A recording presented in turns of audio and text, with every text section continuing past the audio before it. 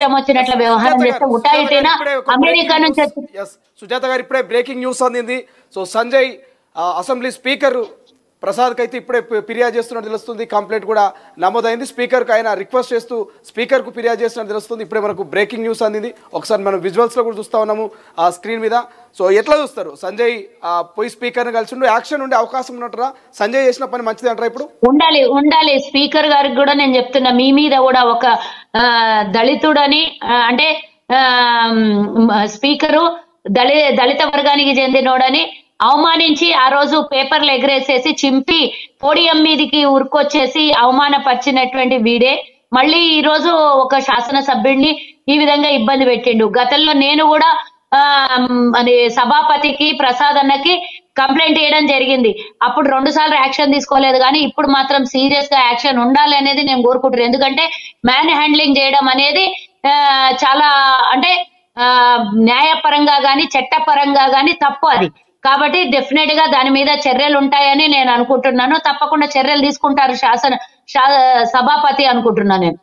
Final గా కౌశిక్ రెడ్డి గురించి మీరు ఏం చెప్పదలుచుకున్నారు ఒక్క మాట? ఎన్నిసార్లు చెప్పినా ఆ విధవ గురించి ఎంత తక్కువ మాట్లాడితే అంత మంచిదని నేను ఇందాకనే చెప్పిన శ్రీ.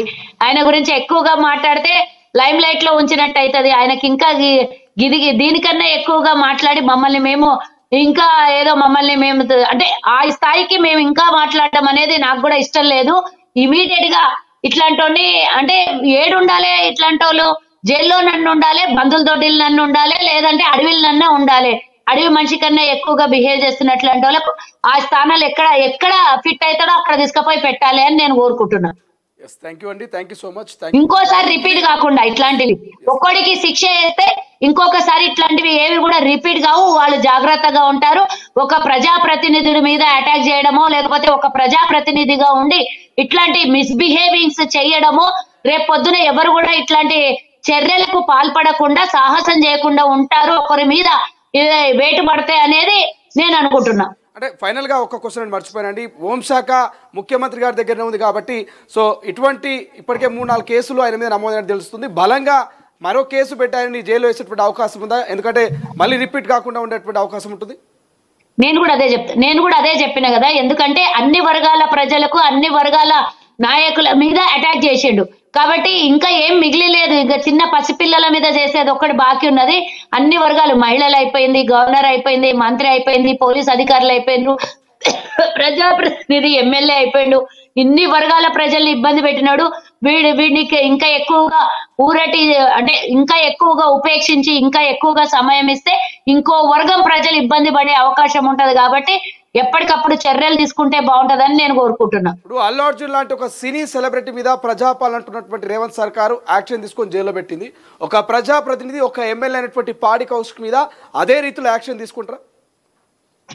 తప్పకుండా. చట్టం ఎవరికి చుట్టం కాదు శ్రీ, అందరికి తెలిసినటువంటి విషయమే. ఎవరి పని వాళ్ళు చేసుకుంటూ పోతారు. ముఖ్యమంత్రి గారి ప్రమేయం ఏముండదు. అధికారులు అంటే ఒక శాఖకు మంత్రి ఉన్నారు కాబట్టి ముఖ్యమంత్రి గారు దాని మీద డెఫినెట్ గా ఆలోచిస్తారు. అంతేకాకుండా చట్టానికి ఈ రోజు కళ్ళు ఉన్నాయి, అన్ని చూస్తున్నాయి. అన్ని సమయం వచ్చినప్పుడు దానికి తగ్గట్టు శిక్షలు ఉంటాయి. ఇప్పుడు సమయం వచ్చింది. ఏదైనా కూడా శిశుపాలుడు లాంటి వాళ్ళు 100 తప్పులు అయిన తర్వాత ఒకటేసారి కథమైపోయిండు శ్రీకృష్ణుడి చేతిలో. తప్పకుండా అలాంటి అవకాశం ఇచ్చిండు. ప్రతిసారి అధికారులకు అలాంటి అవకాశం ఇచ్చిండు కాబట్టి క్షమించడానికి అర్హత లేనటువంటి పాడి కౌశిక్ కి తప్పకుండా అధికారులు గాని ప్రభుత్వం గాని ముఖ్యమంత్రి గాని అందరూ కూడా దీని మీద చాలా ఆలోచించాల్సినటువంటి అవసరం ఉన్నది. తప్పకుండా చర్యలు ఉంటాయని కూడా నేను అనుకుంటున్నాను. Thank you madam, thank you for joining. ఇది ఓవరాల్ గా అయితే పాడి కౌశిక్ విషయంలో ఇప్పటికీ కాంగ్రెస్ నేతలు వరుసగా స్పందిస్తున్నారు. అటు బల్మూర్ వెంకట్ కావచ్చు, అధికార కాంగ్రెస్ పక్ష అధికార ప్రతినిధులు చరణ్ కౌశిక్ కావచ్చు, తెలంగాణ దయాకర్ కావచ్చు, ఇలా చెప్పుకుంటూ పోతే మంత్రులు ఇక ఎమ్మెల్యేలంతా కూడా సంజయ్కి సపోర్ట్ చేస్తూ పాడి కౌశిక్ను విమర్శిస్తూ పాడి కౌశిక్ చేస్తున్న వ్యవహార శైలి మీద ఖచ్చితంగా